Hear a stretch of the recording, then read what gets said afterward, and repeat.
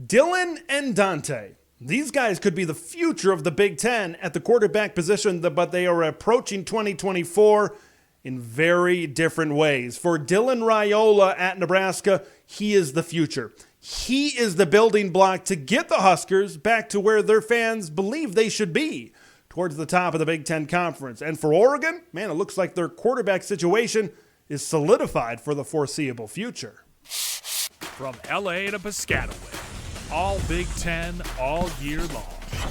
This is Big Ten 10.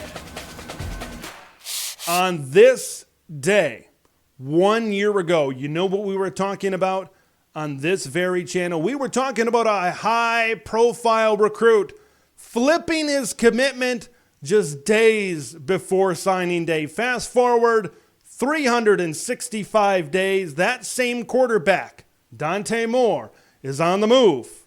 And once again, we are talking about one of the top quarterbacks in this year's class, in the 2024 class, being on the move and flipping his commitment just days before signing day. 1 year ago today, I was also talking about how the Bruin, Dante Moore, and the Trojan, Malachi Nelson, could be the future of the Big Ten at quarterback. And now neither of those guys are going to be playing football in the City of Angels in 2024. Let's start first with Dylan Raiola. And let's talk about the impact of this move. Everybody's going to be talking about the family connection. Everybody's going to be talking about the timeline, how it happened, why it happened. We've covered that. Others have covered that. I want to focus on the impact for 2024 and beyond as it pertains to Dylan Raiola flipping his commitment from the Georgia Bulldogs to the Nebraska Cornhuskers. Moves like this have a ripple effect, folks. You can say what you want. You can believe what you want. You can think what you want about Big Game Boomer on Twitter. But he put out a tweet and he put out a comparison that I kind of gravitated to. Dylan Raiola going to Nebraska could be Matt Rule's Tim Tebow. When Urban Meyer was building things or trying to build that future and a champion at the University of Florida, he needed that big prize. He needed that five-star guy at the quarterback position, the most important position in football, to build off of. I'm not saying Dylan Raiola is going to be Tim Tebow, because Tim Tebow is one of the greatest college football players that we've ever seen. There's already enough pressure on Dylan. We're going to get to that in just a minute. I'm not saying Matt Rule is going to become Urban Meyer. But what I'm saying is this is the building block for that future to get Nebraska to that next level, much like Florida was in the mid-2000s.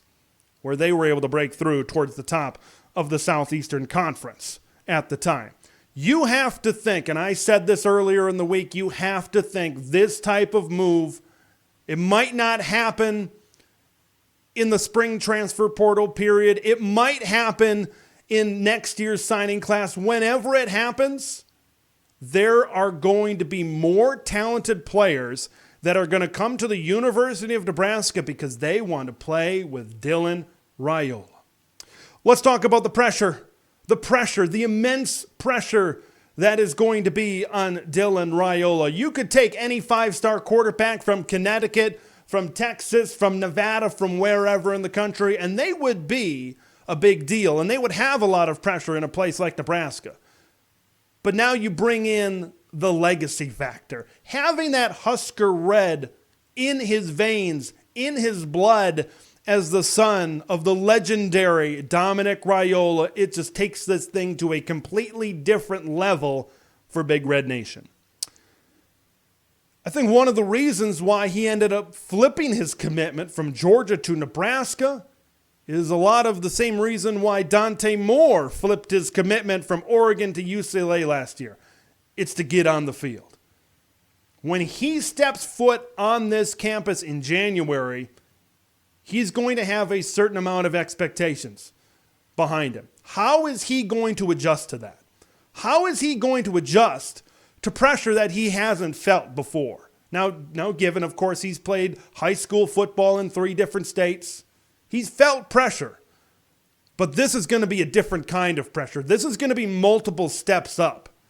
Because Nebraska is pushing all of their chips to the middle of the Raiola family table. Nebraska is investing dollars, huge amounts of NIL money. According to some reports, a late NIL push was a determining factor of this decision for Dylan Raiola. They are going all in. You can stack one thing on a list after another. Dylan Raiola has to work. And how is that going to affect him? Folks have said he's a mature kid. How is he going to be in the public eye? How is he going to respond to all of these things? How is he going to respond to these requests? How is he going to respond to the interviews and the media attention? Different kids handle it in different ways. That's going to be something to keep an eye on fairly early in a lot of this thing. And then when we eventually get on the field, because of the anticipation and everybody, including me, we're going to be talking about it all off season long. When he finally gets on the field, there's going to be a lot of nitpicking, folks. There's going to be a lot of folks where if he overthrows a 7-yard out on 3rd and 6, people are going to be second guessing. How is that going to be handled as well? Here's one thing to keep an eye on. You want to talk about anticipation. You want to talk about pressure. September 7th. You know who's coming into Lincoln, Nebraska for the second game of the season? The Colorado Buffaloes. The Coach Prime-led Colorado Buffaloes. The Shadur Sanders at quarterback. Colorado Buffaloes. That same Colorado team, that is all the national media could talk about early in this 2023 football season. There is going to be so much hype. There is going to be so much media attention on that game. Where are the Huskers going to be as a football team at that point in time? When we talk about attention, okay, right now I was just focusing on how is Dylan Raiola going to handle it. How are the Huskers going to capitalize on this?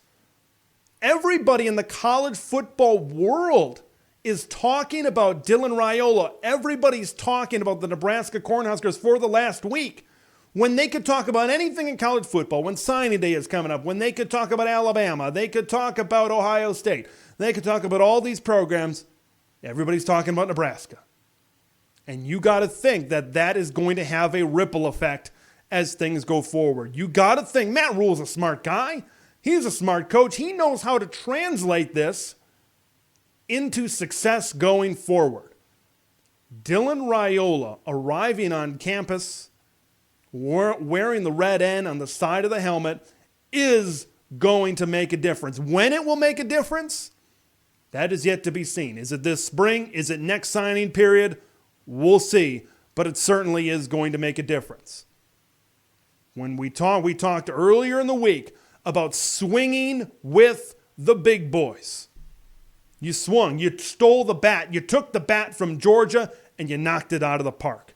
I think having a solid run game, because I could very well see this team, if Gabe Irvin Jr. can get healthy, you got Emmett Johnson, maybe you got Ramir Johnson coming back, they run, and then the deep ball, man, he throws he throws a pretty deep ball over the top. Look at Jalen Lloyd getting over the top of the defense against the Iowa Hawkeyes. Look at him getting deep against Purdue earlier this season. And another key for Dylan Raiola to have success, man, you got to protect your investment. It's all about the offensive line. The O-line is gigantic. There were a lot of injuries on the offensive line for the Nebraska Cornhuskers this season. But guys like Bryce Benhart, Teddy Parachka, Turner Corcoran, and Ethan Piper, they both had season-ending injuries.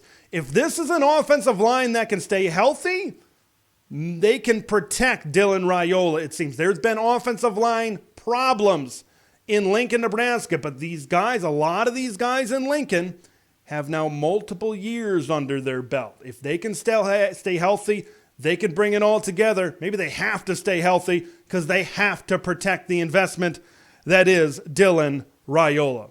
It's a big move for the University of Nebraska. And you know we're going to be talking about it all off season long. Let's shift gears a little bit and let's talk about Dante Moore over at the University of Oregon. Stop if you've heard this before. Dante Moore ending up in Eugene, Oregon. Yes, he was originally committed, right? Kenny Dillingham, who was the offensive coordinator at the time of the Oregon Ducks, he was really all in on the recruitment of Dante Moore. And then when he left to go to become the head coach at Arizona State, that's when things really seemed to change. For some, playing right away is very important to them. But also for some, playing right away in the wrong situation can be detrimental, and it can be the wrong decision. I don't know if it will be detrimental to the overall and long-term development of Dante Moore. I don't think that talent really went anywhere, but everybody's going to be talking about the hypothetical. What would have happened if he would have stayed at Oregon? He might be the starting quarterback right now. But the important thing for Dante Moore is he's learned from his mistake. I think that's the important thing. And the important thing is Oregon and Moore getting together once again. Oregon has proved this is a program, this is a system.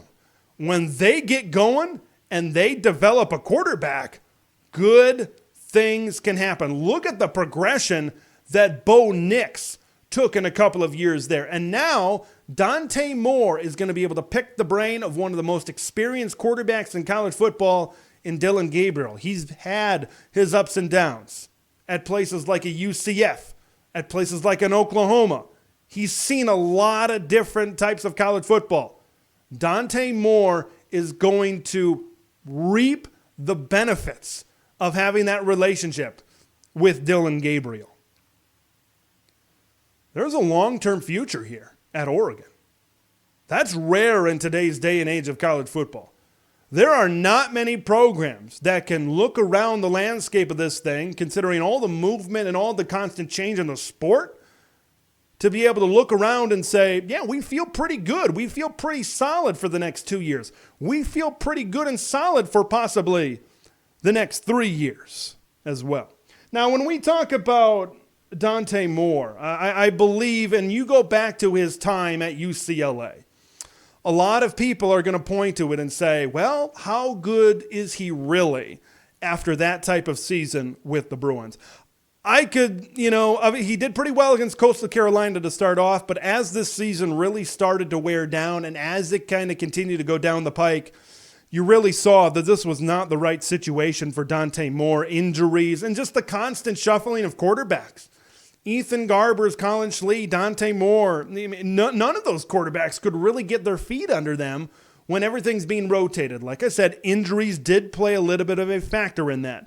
But as this season went through, it never seemed like Chip Kelly was fully invested in a guy like Dante Moore. And Oregon, like I said, Oregon has proven that that's a system that can certainly develop a quarterback. The numbers might not pop out, or maybe they do pop out in the wrong way for Dante Moore, but I believe if he can go into this situation with the Ducks with an open mind and being back home and knowing that his future is in place in Eugene, Oregon, that this can be a really good move for the Oregon Ducks. You know, having Gabriel and Moore come out of this class really solidifies Oregon as maybe one of the top offensive teams in the Big Ten going forward, because we know it all starts at the quarterback position.